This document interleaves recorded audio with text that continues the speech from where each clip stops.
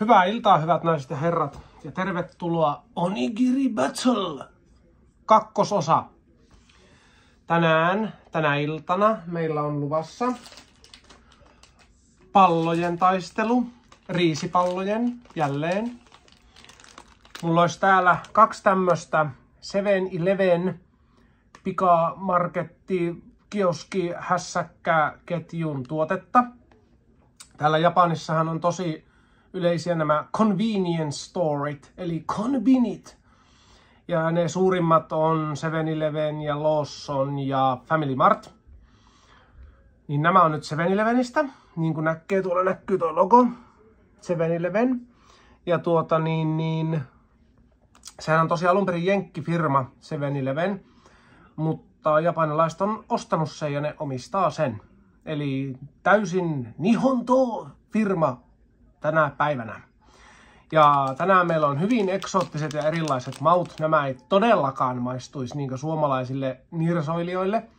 Että niin tässä on, katsokaapas tämä ensimmäinen chili pepper pork et miso. Ja misohan on siis, se on niitä japanilaisia jotakin soijapapua fermentoitu. No se taitaa olla sitä nattoa, mutta siis soijapapu hässäkkäjuttua on tuo miso. Sovitaan niin. Eli siis chili, porsas ja miso on tämä. Ja sitten toisena meillä on sardines ja Japanese pepper. Eli sardiini. Eli siis tämä on siis kala. Kala vastaan possu. Battle of the Onigiri. Hai! Ja nämä on tämmöisiä paketteja mä en ole ennen maistanut. Muistatte varmaan ykkösosasta meidän pilottiepisodista. Muistatte, että kun oli eri lailla aukeavia paketteja, niin katsotaanpas nyt, että millä lailla nämä aukeaa sitten. Ja tämän jakson loppuun muuten kannattaa pysyä kanavalla, koska on luvassa extra spesiaali, superhieno, mahtava bonusarvostelu ihan eri tuotteesta. Luoja yksin tietää mistä. Mutta no niin, kummalla me aloitetaan? Possu vai sardines? Aloitetaanko sardines? No niin. Ja täällä on tämmönen, että mistä tämä lähdetään nykimään. Tuosta. Ja avataanpas siitä sitten. No mikä homma, vittu näitten. No ei siis, eikö tuossa se. Kattokaa nyt, kun typerä gaijini, eli länsimaalainen täällä ei taas mitään osaa. Siis mä oon nyt häpäissy esi-isäni. Mutta nyt just vielä ennen seppukua, niin tuossa on siis open.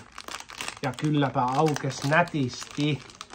Ja täältä tosiaan syntyy sitten ihan koko boltsi. Tämmönen. Ja nyt mulla on täällä riisiä jo reisillä. Niin tällainen täältä syntyi. Kolmion mallinen, perinteinen. Ja tämä lahoaa mulla koko ajan tänne hotellin lattialle. Tuolla on tommonen epäilyttävä ruskea kakkamäikäle. Jo näkyy. Nyt pitää hyvät katsojat alkaa syömään, koska tämä on ihan kohta ympäri hotellihuonetta. Niin nyt lähtee. Tämä oli siis se sardines et Japanese pepper.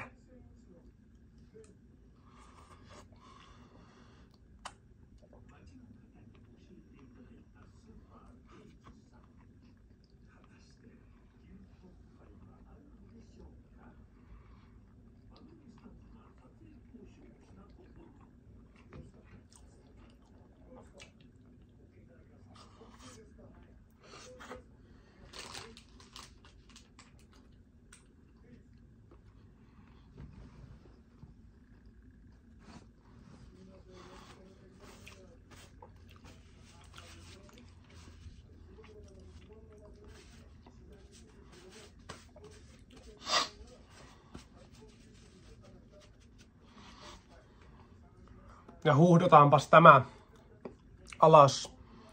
Japan Water. Näettekö te lukea? Tuossa lukee, että Natural Mineral Water from Mount Fuji. Hi, ancestor spirits. Very proud. Inside every bottle.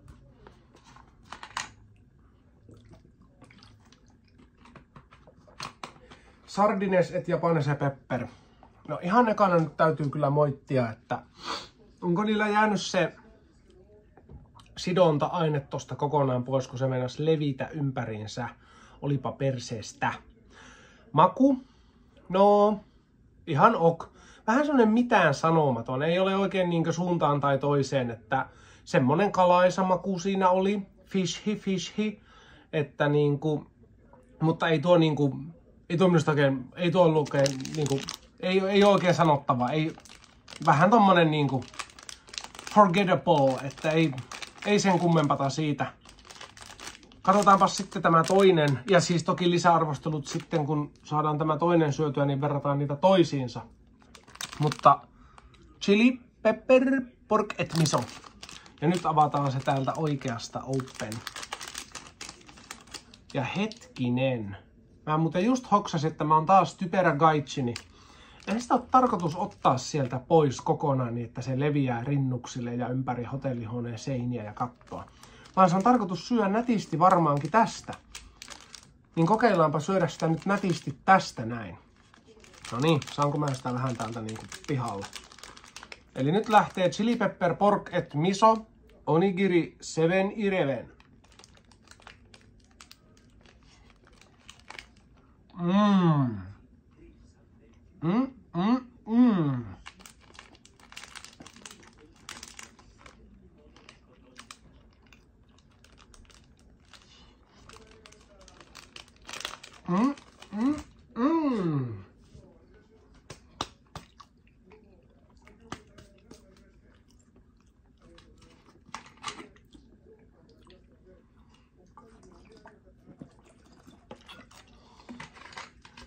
God damn.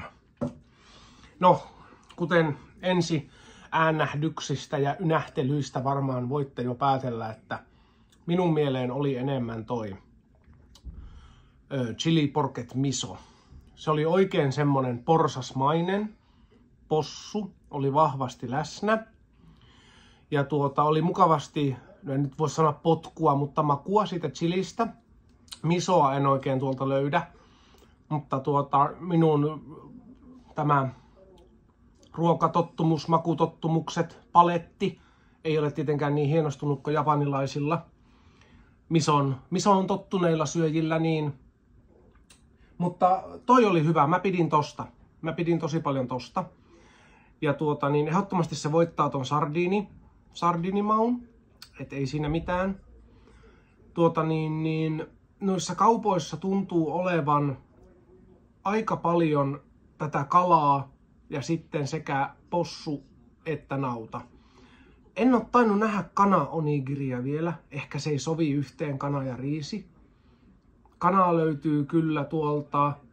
Vai onkohan niissä leipien välissäkään? Kun monesti niissäkin on muuten joo, sellainen chicken broccolileipä on olemassa, mä oon nähnyt. Mutta noista kahdesta niin ehdottomasti toi chili pepper pork. Sitten taas, jos mä muistelen sitä viime jakson voittaja taisi olla se, missä oli 3 eriä, niin siihen verrattuna niin kyllä se ykkösjakson voittaja voittaa tämänkin.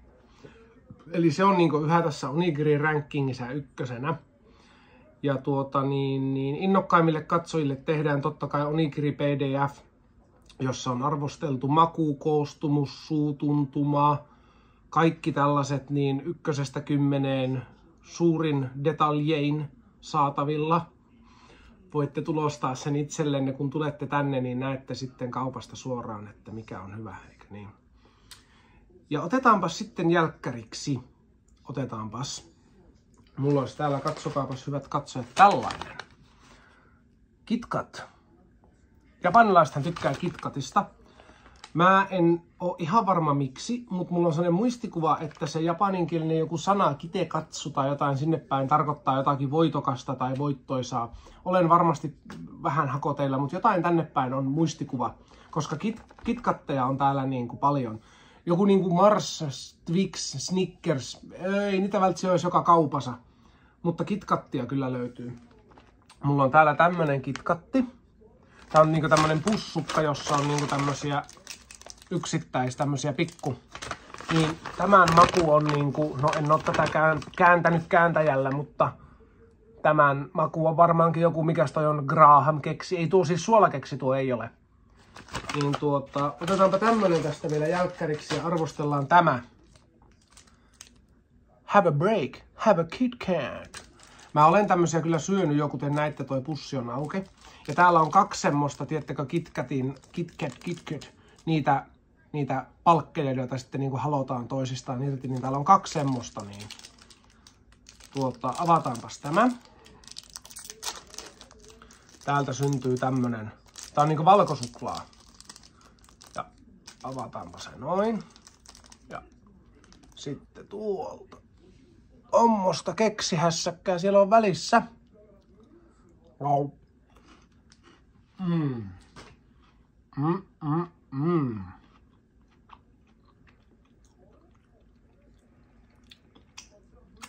Superiore. Erittäin hyvää. Todella makea. Et jos ei tykkää niin kauhean makeasta, niin en sitten tiedä. Mutta tosi hyvä. Tykkään itse tuosta ihan sikana. Koska mä olen sika. Sika, joka paistetaan, jonka setä teurastaa. Täällä muuten mainostetaan joulua jo jossakin. Näihin sekaviin tunnelmiin kiitos ensi kertaan ja takaisin yläkertaan.